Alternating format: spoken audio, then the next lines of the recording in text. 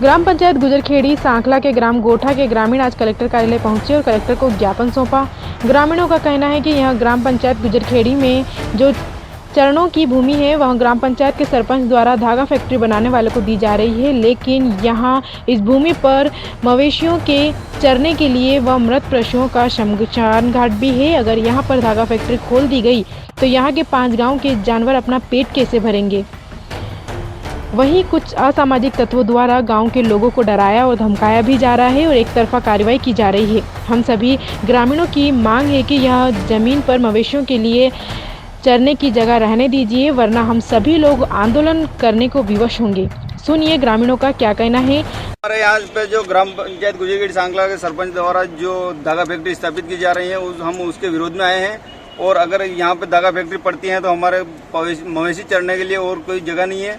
और जबकि सरकार कह रही है कि हम जगह जगह गौशाला खोलेंगे, अगर ये धागा फैक्ट्री स्थापित होती है तो हमारे गौशाला के लिए भी जगह नहीं बचेगी। सर चरनोट की भूमि है यार, सांठगांठ की तरह ही दी गई है इसको।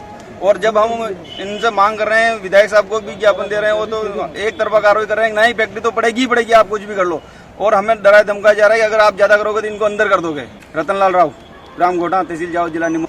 एक इंडस्ट्रियल जो है धागा फैक्ट्री डालना चाह रहे हैं, जो पहले सरवानिया मस्तानी में डालना चाह रहे थे, वहाँ से किसानों ने विरोध किया तो फिर वो दूसरी जगह चले गए। अब ये तीसरी जगह है और इनका कहना है कि हमने शासन से स्वीकृत कराया है। चारों गांव के बीच में एक ही जगह बची है जहां मवेशी के मरने के बाद उसको वहाँ डाला जाता है।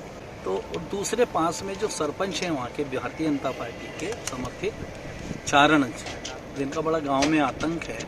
हमारा कहना है कि जो 40-50 बीघा अतिक्रमण की ज़मीन है जो वहाँ के सरपंच ने ले रखी है, सरपंच के भाइयों ने ले रखी है, उस ज़मीन को भी अधिग्रहण किया जाए और इसमें से आधी ज़मीन गांव के लोग देने को तैयार हैं, ताकि गांव में कोई मवेशी जब मर जाएगा या गायों के चारनोट के लिए वो ज़मीन आधी बच जाए और आधी उनकी ले लें अतिक्रमण। इस बात का हमारा कहना है।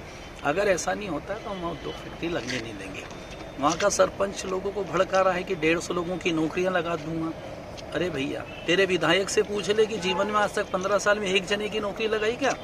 माननीय सकलेचा जी ढिंडोरा पीटते हैं और वो सरपंच इतना बड़ा हो गया कि कह रहा है 150 लोगों की नौकरी लगाऊंगा, लोगों से झूठी बातें करके और फर्जी साइन करा के वहाँ कलेक्टर ऑफिस में दे रहा है। हमारा कहना है कि गाँव वालों की बात को सुना जाए और वहाँ पर मवेशी और चरनोट की ज़मीन को छोड़ के आधी ज़मीन देने को तैयार है और आधी ज़मीन वो अतिक्रमण के लिए शासन को जब जरूरत पड़ती है तो अतिक्रमण की ज़मीन ली जाती है।